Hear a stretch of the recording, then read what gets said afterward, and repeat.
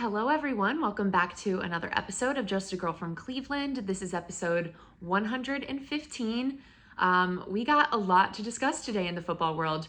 And, I was noticing actually today as I was walking outside, it was like a little bit chillier today, and it had that just feeling in the air of like, this is football weather. Like, football games are on the horizon. And it actually felt like that going to the preseason game the other day as well. I went to the Browns' first, well, I guess second, technically behind the Pro Football Hall of Fame game, second preseason game. And walking to the game, obviously, it was delayed from weather for quite a while, and then they finally played.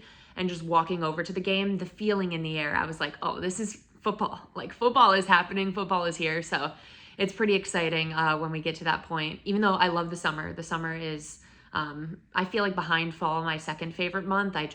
I love the feeling of the summer, but summer can be a lot after a while with all of the heat. So it kind of feels good when it starts to get that coolness in the air where you just know football games are going to be played Saturdays and Sundays, Mondays, Thursdays, half of the week, over half of the week, which is an exciting time of year. So pumped to get into everything football related today. I want to talk about the Browns signing Shelby Harris, a defensive tackle. If you've been listening to this podcast for the last few months, honestly, years, I'm like, please sign a defensive tackle. Like, just do it. Sign a good defensive tackle. And, they made one move this offseason, but prior to this in signing Dalvin Tomlinson, and now they have made an additional move at defensive tackle, which just warms my heart. So we'll get into that. We're going to talk about the preseason game and get into just some thoughts from that.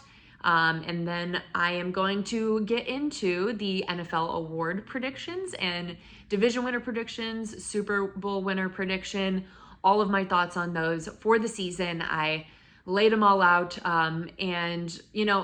It's funny because sometimes you just have to go on the basis of last year of what you saw, and people just have to prove you differently. But I do have some things that I would say are different from last year and some that you just can't doubt or change, which I'll explain more as we get into it. Okay, so we will start off with signing Shelby Harris. So as I just mentioned, very exciting to be signing another defensive tackle. This is a position that the Browns have been lacking at for the past couple of seasons. It has been a glaring hole on this team. The run defense has been abysmal because of the lack of talent at this position, and really has just ended up affecting the defense as a whole, affecting what other position groups can do, including the linebackers. They really haven't been able to be successful because of how bad the defensive tackles have been, and just the offensive line in general. Like, I just think about how much better Myles Garrett could be if you surround him with other good players.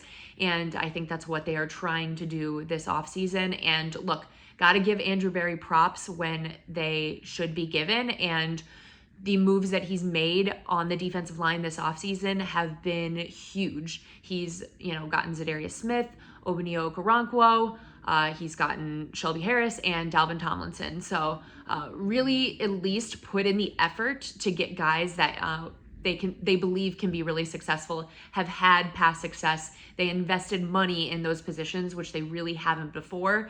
And so I give them props for going out there and trying to make it happen. Hopefully it actually pays off on the field and we see it come to fruition and those players have success, but it's good to at least see the front office trying and to really know that they are locked in on this season and feel as good about the roster as the rest of us do when looking at it. Once you invest that kind of money in a quarterback and you say we're all in, you better be investing in those other areas too, because it's just not going to work out otherwise, especially after the defense we saw on the field last season. So very pumped about the signing. If you don't know a lot about Shelby Harris, he came from the Seahawks this past season and then was released from them. He had some success there, recording 2 sacks and 24 solo tackles. Wasn't like his best season, but still had a decent year overall. He's been playing in the league since 2014, and he was actually a 7th round draft pick. So a guy who has proven to be more talented than where he was taken. And sometimes that just makes me feel differently about someone. Like they always have that feeling in them of something to prove, because 7th round picks aren't supposed to make rosters. And they're certainly not supposed to be in the league after being drafted as a 7th round pick in 2014. The year is 2023, if you haven't noticed. So that is a long time to be in the league. So I think a lot of guys in that position have a different chip on their shoulder and a different feeling about what they want to prove to people. So I think it's pretty cool that he has been able to not just stick around, but be a really important piece of defenses throughout his career. He has recorded a total of 24.5 sacks and 40 tackles for loss throughout those seasons. And then his 1-year deal that he signed with the Browns is worth up to $5.25 million. So pretty standard, not crazy deal, but more than we've given in the past to defensive tackles. So I think that definitely says something. I think he visited with the Browns a couple weeks ago on the 31st, I want to say, and then he left, also was going to visit and speak with other teams, and ended up signing with the Browns, which at the time I felt good about, because I thought that meant, wow, he really liked what he saw, and it stuck with him even as he went to go meet with other teams. And he kind of reaffirmed that feeling in some interviews recently, where they just asked him about, why he ended up picking the Browns and what went into that decision. And he really felt like Cleveland was a place that gave him the best chance to win at this moment in time, which I think is great, because obviously he was meeting with people on the defensive side of the ball. I'm sure Kevin Stefanski, but also Jim Schwartz. So he really liked what he had to see from Jim Schwartz. And then just seeing the other pieces that I just mentioned on the defense, I think is a big deal of someone who has the opportunity to pick where they want to go, has probably, multiple people wanting to give offers to him, and he ends up deciding to come to Cleveland because of what he sees, and wants to win, which hopefully we do a lot of that. So super pumped about this signing, and excited to see him out there this season. Okay, so let's get into the preseason game against the Commanders. So like I mentioned, game was delayed for quite a while, which was interesting because it was delayed for weather. So I was interested to see if Kevin Stefanski decided to pull the starters completely and not risk injury and have them slipping on the field out there. You don't want someone to get hurt in those situations. So I thought he might end up pulling the starters, but they did decide to leave them out there and just give them, a drive to really look at what they could do. And, obviously nothing too crazy happened, but I think it was good to see the starters out there as a whole and just watch what they have been working on this whole offseason. And, they had a really nice drive down pretty much the entire length of the field, got to goal line, and, we're in the red zone and weren't able to score. And I really, in these situations in the preseason, I know it's so hard because I like overreacting to things. Like, that is my specialty in football, is overreacting to every single moment. But we just can't do that in the preseason. It does not help anything to pretend like the red zone calls that were being made in this game are exactly what Kevin Stefanski would call in a regular season game, because that's just not how it works. Like, you don't give your best calls, your best red zone offense in a preseason game and then expect to just carry that over into the regular season as well. No, you're going to try some different things. You have, some different personnel out there. Like, obviously we had some starters, but Demetric Felton was the running back. I think if you have Nick Chubb out there, it's a little bit of a different story, a little bit of a different talent level there. And additionally, like, I think in an in-game situation in the red zone, he would probably have QB sneaked Deshaun.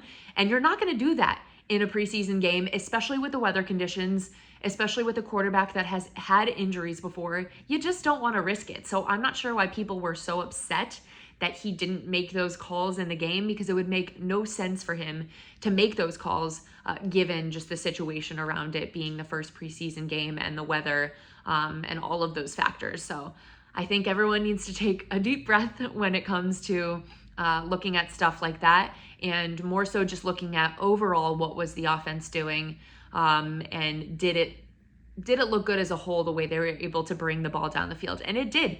The offense definitely looked different and looked a lot like what people were hoping for in the back half of last season, those final 6 games that Deshaun played in, and we really didn't see that. We were able to see that in this game, and it really shows, I think, that Stefanski does have a willingness to evolve and change when something doesn't work, and that he is also willing to listen to what Deshaun feels is best for him and the way he plays the game. And I think that's really important for a head coach to be able to do, is to not put their ego above everything else. And I think I've said that before, that I feel like Stefanski is someone who's willing to do that, and he really does want to do what is best for the team and what's going to get those wins at the end of the day. So I felt good about what I saw from that offense in general. Then, getting into some of the later parts of the game, I thought DTR looked great again, and I'm pretty much sold at this point on wanting him to be QB2. I know, like, some people want that veteran presence in Josh Dobbs to be there. I think when you spend that much money on Deshaun Watson, I'm not sure if you really need a veteran presence for him. And I kind of would like just a really talented backup in DTR, who seems like he really does have it in him. And I kind of don't think we need that veteran presence. I talked about this similarly recently with the Cavs, and how for, the way the Cavs were building for the last couple of years, we had a lot of young guys that were the starters, so we needed those veterans around them on the bench to kind of push them, teach them their ways, teach them just the different parts of the game. And then, you get to a point where those starters kind of learned all of those lessons, and you don't necessarily need that many veterans right behind them anymore. And I felt that way about Darius Garland potentially on the Cavs, that he's kind of blossomed at a certain point and might not need a Ricky Rubio or, an older player behind him like that in the same way. He might just need someone who's going to be able to get really good minutes behind him instead. Talking about that, obviously, because Ricky has decided to take a step away from basketball for a little bit. So interested to see what the Cavs do there, not to get too off topic, but I think it's a similar thing to what we're talking about here with the quarterback position. So I would like DTR to be QB2, and I'm ready for that at this point. Other big call out, I think, from the game, and has been the unfortunate conversation, is Cade York. Talked about how he missed a kick in the Hall of Fame game as well. And gosh, you guys know, this has been my guy. Like, I've backed him, and it's hard to be watching this happening. He missed a 49-yard field goal, which you don't want to see happen. Obviously, he made his kicks later in the game. That kick was missed earlier on. So it was definitely frustrating to see. I'm not going to get as bent out of shape about it as everyone else, because I think this is the real conversation that's been happening, is like, how important should kicking really be when you're an elite football team? And statistically, it shouldn't matter that much if you're really beating teams in a significant way throughout the season, like a Chiefs or a Bengals or an Eagles, any of those really good teams. Kicking just doesn't matter as much for them in terms of wins and losses. Of course, maybe here and there it gets a game, and it does have the ability to lose you games, but when you're a really good team, it just doesn't matter as much. So I am truly hoping that we have made the right moves on this team, that kicking doesn't have to affect us in that way. At the same time, I would love for Cade to be better. Like, I really want to see improvement from him, and I understand why everyone is frustrated by him missing these kicks, and because he'll make them in camp, constantly making 50, 60-yard field goals in camp, and then can't make 40-some yard field goals in these preseason games. So I understand why people are upset. I just think I want to focus on what this team really needs to be a good football team, and that is our offense and our quarterback are playing at an elite level comparable to some of those teams that I just mentioned. And that's the real way you're going to win games, and you're not going to be so worried about a kicker missing here or there if it does happen, because it happens on every team. It really does. Unless you're the Ravens and Justin Tucker, it's going to happen for you at some point. Okay, so that's pretty much all I have on the preseason game. We had Eagles joint practices this week. Seems like both teams were playing pretty hard. It was pretty hard fought, I think, from what I could tell from the way people were talking, because we don't get, videos and stuff from these joint practices. It seems like it was a big defensive battle between the two teams, which is fun. I also saw that there were some scuffles at the end where someone was going after Demetric and DeJuan Jones kind of stepped in there. And I'm like, man, that would be the last person on this earth I would want to be fighting is DeJuan Jones. Like, big dude. As I mentioned, I'm going to say that every episode the whole season, like, big guy, massive man. And I would not want to be fighting him, but love that he had Demetric's back. He's probably like 3 times the size of Demetric, honestly. Demetric's one of the smaller players on the team. So I wish I had footage from this because it's an interesting one to envision. But I think they're, probably after 2 days of playing in these kind of pretty hard fought joint practices against a team that was in the Super Bowl last year and a team that has Super Bowl aspirations, I'm sure tensions were a little bit high and things get a little crazy there. So no harm, no foul. It's all good there. And then we have in a couple days the Eagles preseason game on Thursday. Weird time. These preseason games are at such weird times. It really throws me off all the time. So that's coming up in a couple days. Okay, so let's get into my NFL award predictions, division winner predictions, and the Super Bowl prediction. We'll start with NFL awards. And some of these I have picked the same as what I picked last year. At least I know one of them is the same, and you guys will know exactly what it is once I say it. And then I think everything else might be different. But at least one is a previous winner of an award from last season. And this will be a pattern, I think, throughout some of my picks for division winners and Super Bowl predictions as well. Okay, so we'll start at the top with MVP. This is my repeat from this past season in terms of who actually won, Patrick Mahomes. I'm picking him again because I cannot go against Patrick Mahomes anymore in my life until he proves me otherwise. I think I tried to be cute last year in my picks and I was like, maybe the Chargers are going to win the division and I don't know, maybe this is not the Chiefs' time anymore. Who am I kidding? It's always the Chiefs' time. They have Patrick Mahomes. Until they don't have Patrick Mahomes, I have a hard time doubting that team, and I have a hard time doubting him in general. So I'm picking him again as MVP, and I think that the reason he won it this last season was because everyone kind of fell apart, where it was you really can't give it to anyone else other than Patrick. Everyone kind of proved a reason why they should not win it, except for Patrick. And I just can foresee that happening again where certain guys start to implode that maybe made a great run at the beginning of the season. And then when we get to the end of the season and all the dust settles and you're looking at everything, it's still Patrick Mahomes. It's still him. So that's who I have for my MVP pick. Offensive player of the year, I'm going Ja'Marr Chase from the Bengals. I think last year it was Justin Jefferson. A lot of times it's either another quarterback or a receiver. I feel like maybe sometimes a running back, but I feel like a lot of times ends up being a receiver. And I feel like he is one of the elite ones that, they don't like to give back to back. So at first when I was looking at it, I was like, oh, I want to pick Justin Jefferson. I don't know if they would give it to him 2 years in a row, even if he was playing, at the same level as he was last season. This is one I could see going to Ja'Marr Chase. I think the Bengals are going to be a really good team again. So I don't think it's too crazy of a pick. Defensive player of the year, I've picked the same person every time I've done this on this podcast, Myles Garrett. He's got to win it at some point, guys. At some point, he has to win this award.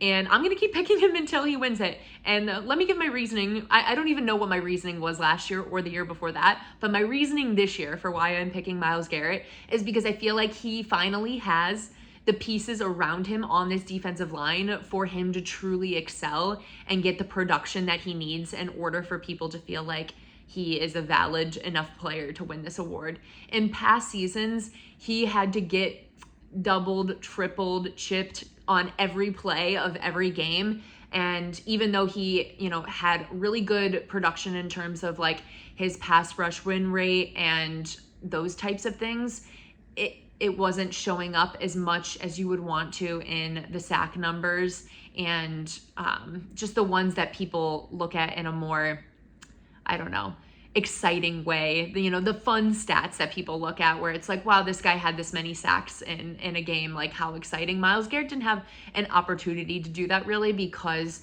of the pieces around him. He was kind of just trying to hold everything together sometimes. So I understand why he hasn't won it in the past, but I really, really think this is the time he could because of those pieces around him. So fingers crossed, man. I just hope it for him. We'll see what happens. Coach of the Year. I had a really hard time picking this one. I was kind of, going through all of the teams. I looked at some of the odds on the sports books for what they had because I was like, who are people even thinking is going to win this? I didn't feel like there was something clear. And a lot of times it's the coaches of teams that were bad that have an opportunity to really improve. But some of those teams like that had really high odds, like I think are still going to be bad. Like Sean Payton has pretty high odds for Coach of the Year. I think the Broncos are still going to be bad, to be honest. And things like that showed up a lot in those predictions. I ended up going with Dan Campbell. I've gone back and forth on the Lions all offseason on what kind of team I think they're going to be. And I feel like people got really high on them. Then they started having some issues with like the gambling, a lot of players getting out for gambling violations. And I think there's been some more questions about them more recently. But I do still think they have a ton of talent and could end up being a playoff team, especially considering in their division. I think the Packers are going to be taking a step back with Aaron Rodgers no longer there. I think even though the Vikings will still be a good team, I think they're going to regress because they just magically won so many games last season. And as much as I love Justin Fields, I don't think the Bears are going to be like a fantastic team. I do think they have, a chance to win their division. So I think they therefore have a chance to make the playoffs.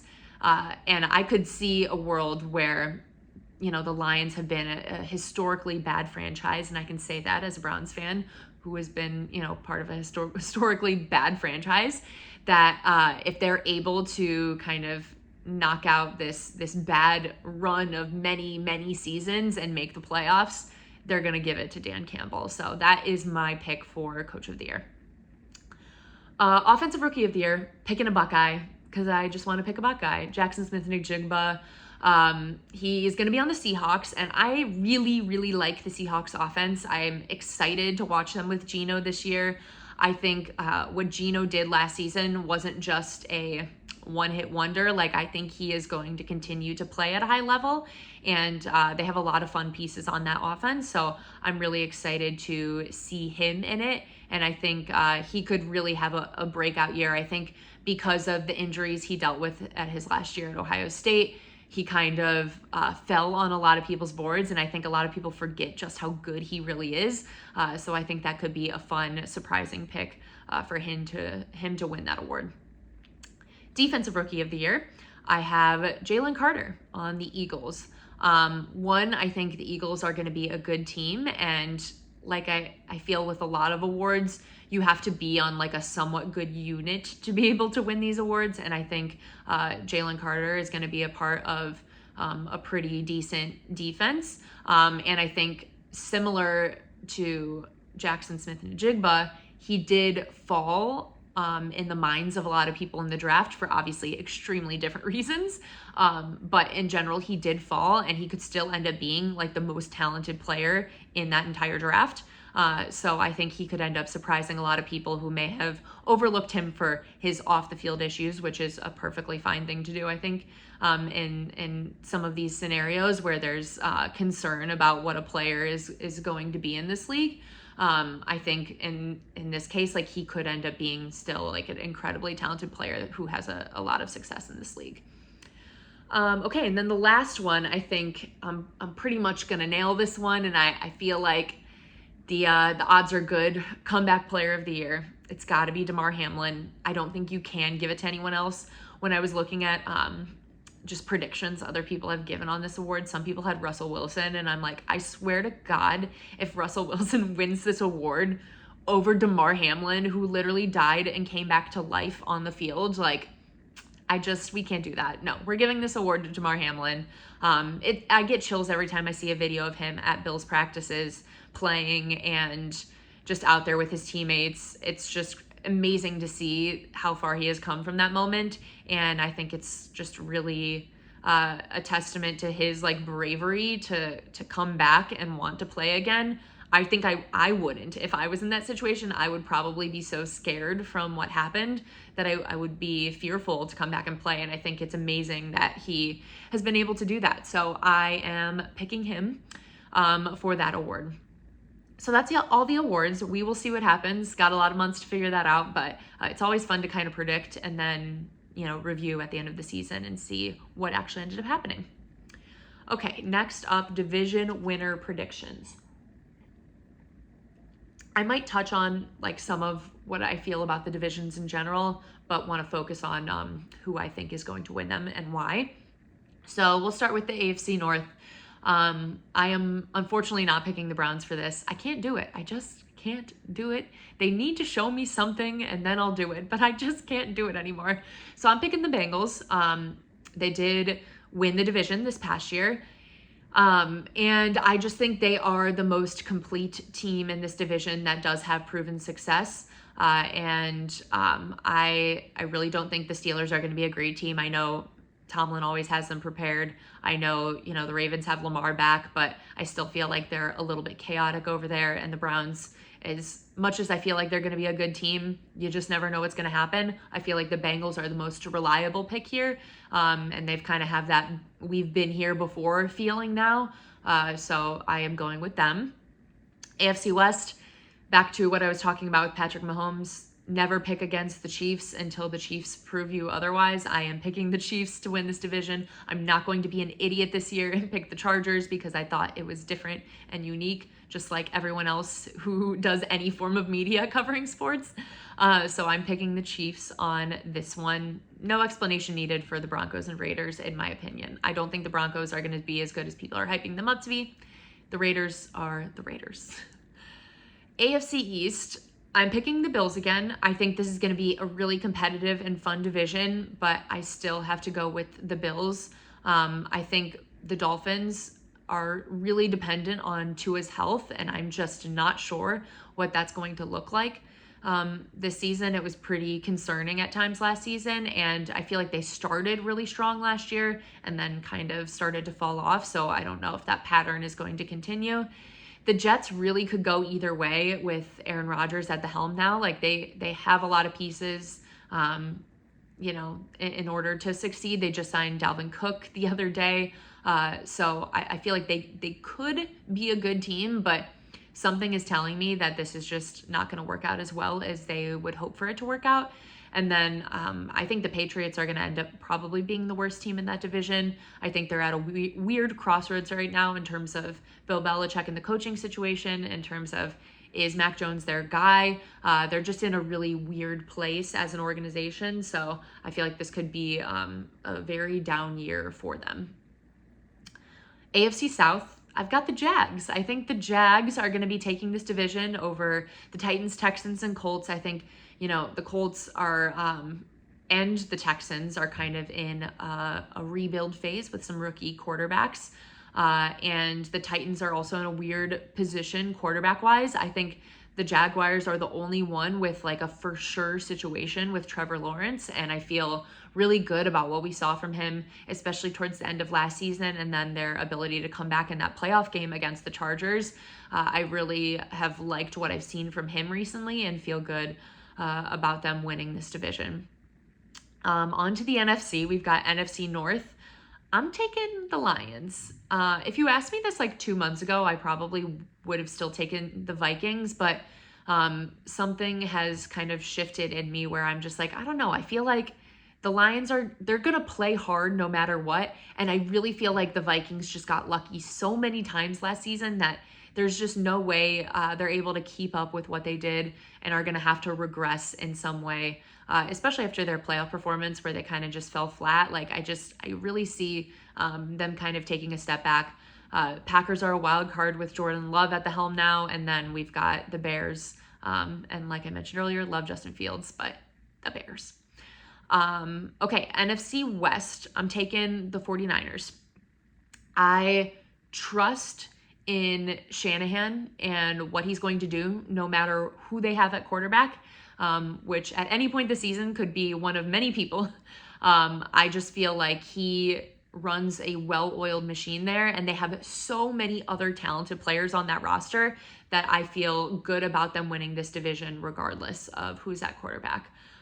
Like I mentioned, I think the Seahawks are going to be a great team. I think both the Rams and Cardinals are probably going to be two of the worst teams in the league, especially the Cardinals. If the Cardinals aren't tanking, they should think about it. Like they definitely should try to tank. And that's all I have to say about that. NFC East, we've got another really interesting division here with some teams, 3 teams that made the playoffs last year: Eagles, Cowboys, Giants, all, returning with their quarterbacks from last season who kind of have their pros and cons. The Giants have committed to Daniel Jones, but I'm not sure how good they all feel about that or how I would feel about that. The Cowboys seem to every year look like they've got it together and have a really good team, and then just aren't able to really get it done in the playoffs. And then we have the Eagles, who were in the Super Bowl last season. I am taking the Eagles again to win this division. I just feel good about Jalen Hurts and the pieces that they have returning there, and a lot of the draft picks that they made as well. I feel like there's a good potential for many of them to work out, so going with the Eagles again there. NFC South, I had a really hard time picking because I don't really, in general, feel good about any of the teams in this division at all. I ended up going with the Panthers, and it was more so like process of elimination. I was like, Bucks, Kyle Trask or Baker, no thanks. And then Saints and Falcons, I was just like, I don't see them taking a massive step up from what they did last year, whereas the Panthers are the only team I really could see making some type of decent improvement from what they did last season, having the top pick in the draft, Bryce Young at quarterback now. I could see them surprising people and being a good team. So that was my pick there, but I'm not confident in that one because I didn't feel great about any of those teams in general. So for my Super Bowl predictions, I ended up going with Chiefs coming out of the AFC, which I feel very good about. There wasn't really a second thought for me there. And then I struggled a little bit with the NFC because there's not a standout team that really feels like a sure thing for me from the NFC, but I went with the 49ers. I didn't want to go with Chiefs Eagles again because I'm just not going to be boring and make the same pick as the Super Bowl last year. So I'm going with Chiefs versus 49ers, and I mentioned all of the reasons when I picked them to win the West on why I feel like I trust in Shanahan and what they have going on there.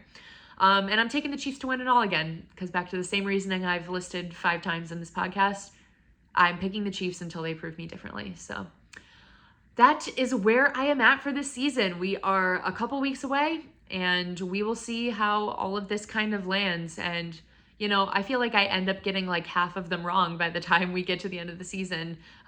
Teams always end up surprising you. So should be exciting, and I'm ready for some real football. We still got 2 preseason games left. It's fun, but let's get to week 1. I'm ready for Browns Bengals. We'll see if Joe Burrow plays. They say he's going to be ready. Don't know if that's a good idea, but I'm ready for some week 1 action. So soon enough we will be there. But that is all I have for you guys today. I appreciate you all so much for listening. Thank you all who have listened to the YouTube, watched anything on the YouTube. I finally got to 100 subscribers, which was exciting for me on the YouTube. So subscribe there if you haven't already. Even if you don't listen on the YouTube, just go subscribe there just to make me happy.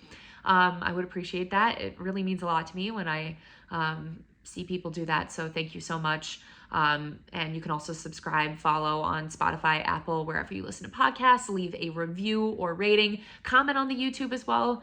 Just let me know you're there. I would appreciate it very much.